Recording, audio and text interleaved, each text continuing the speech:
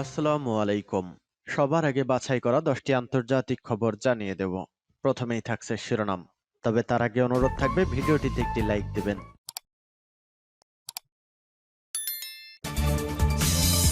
Tank পৌঁছার আগে ইউক্রেনকে তছনছ করে দিচ্ছে রাশিয়া।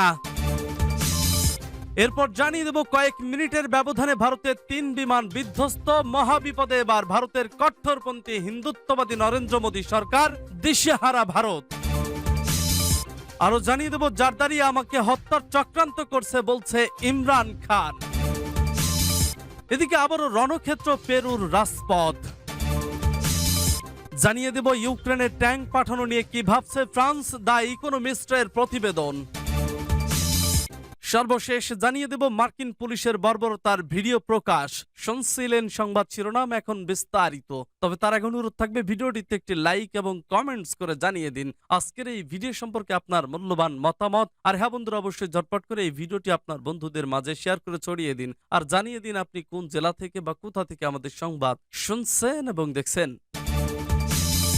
ট্যাঙ্ক পৌঁছার আগে ইউক্রেনকে তছনছ করে দিচ্ছে রাশিয়া।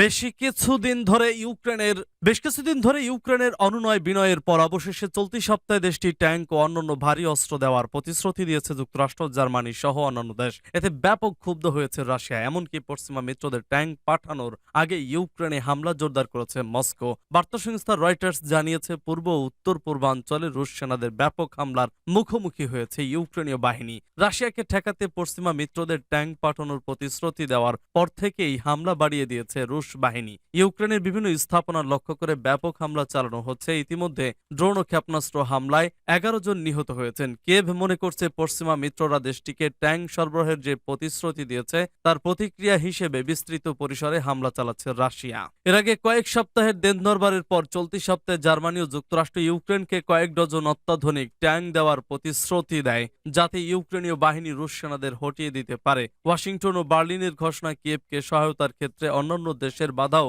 কেটে যায়। পোল্যান্ড ইউক্রেনকে অতিরিক্ত 60টি ট্যাঙ্ক দেওয়ার ঘোষণা দিয়েছে, যার মধ্যে আলোচিত জার্মানির লেপার্ড 2 ট্যাঙ্ক রয়েছে 14টি। ফ্রান্সে থাকা ইউক্রেনের রাষ্ট্রদূত ভিদিম ওমেলচেঙ্কো শুক্রবার বিএফএম টেলিভিশনকে জানিয়েছেন বিভিন্ন দেশ মিলে ইউক্রেনকে 321টি ট্যাঙ্ক দেওয়ার প্রতিশ্রুতি দিয়েছে। এদিকে ট্যাঙ্ক পাওয়ার প্রতিশ্রুতির পর ইউক্রেন তার প্রধান মিত্র যুক্তরাষ্ট্রের কাছে এবার মার্কিন F-16 যুদ্ধ বিমান চেয়ে বসেছে। এ বিষয়ে হোয়াইট হাউসের নিরাপত্তা বিষয়ক মুখপাত্র জন কির্বি বলেছেন, ইউক্রেনের অনুরোধের ব্যাপারে অবহিত ওয়াশিংটন, তবে অতিরিক্ত কোনো অস্ত্রের ব্যাপারে আজ আমাদের বলার কিছু নেই। প্রসঙ্গত 2022 সালের 24শে ফেব্রুয়ারি রুশ প্রেসিডেন্ট ভ্লাদিমির পুতিনের নির্দেশে ইউক্রেনে হামলা শুরু করে দেশটির সামরিক বাহিনী। প্রাথমিকভাবে মস্কো আশা করছিল 1 সপ্তাহ কিংবা সর্বোচ্চ 1 মাসের মধ্যে লক্ষ্য অর্জন করতে পারবে মস্কো, কিন্তু দেখতে দেখতে ইউক্রেন যুদ্ধ প্রায় 1 বছর পূর্ণ হতে যাচ্ছে। বিশ্লেষকরা এমনকি রাশিয়াও বলছে পশ্চিমারা ইউক্রেনকে অস্ত্র সরবরাহ অব্যাহত রাখলে যুদ্ধ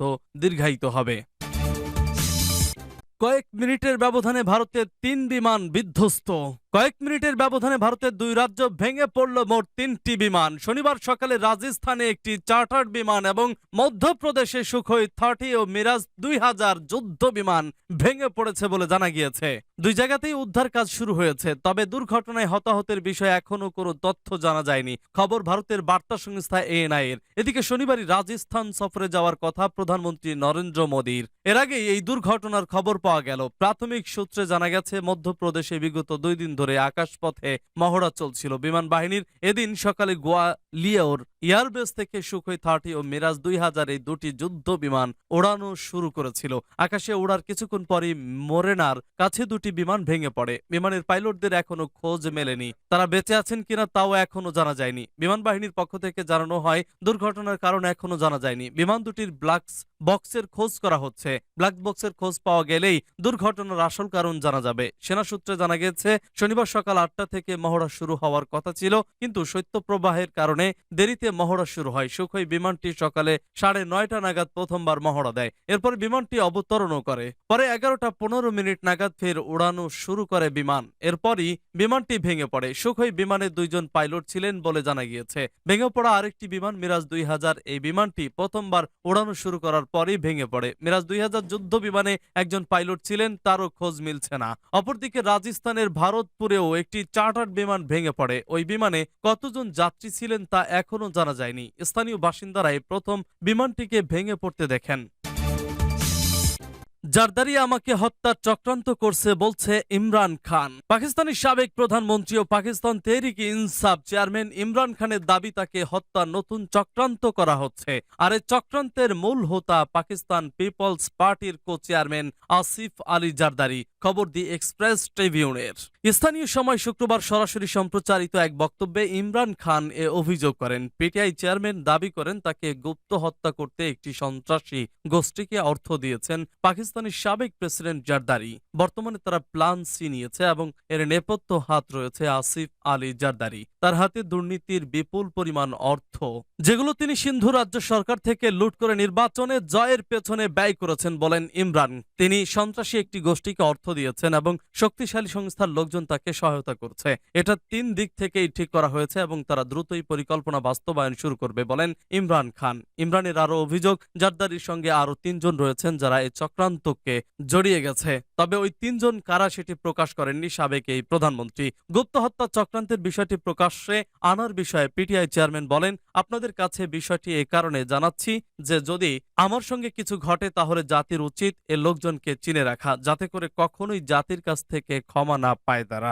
এদিকে ইমরান খানের এমন অভিযোগের কঠোর সমালোচনা করেছে পিপিপি। দলটির দাবি, ইমরান খানের বিরুদ্ধে চক্রান্তের এসব কথা সম্পূর্ণ মিথ্যা ও ভিত্তিহীন। পিপিপির কো চেয়ারম্যানের বিরুদ্ধেও মিথ্যা অভিযোগ করেছেন ইমরান খান। এক বিবৃতিতে এমনটাই জানিয়েছে পিপিপি। আবারও রণক্ষেত্র পেরুর রাজপথ।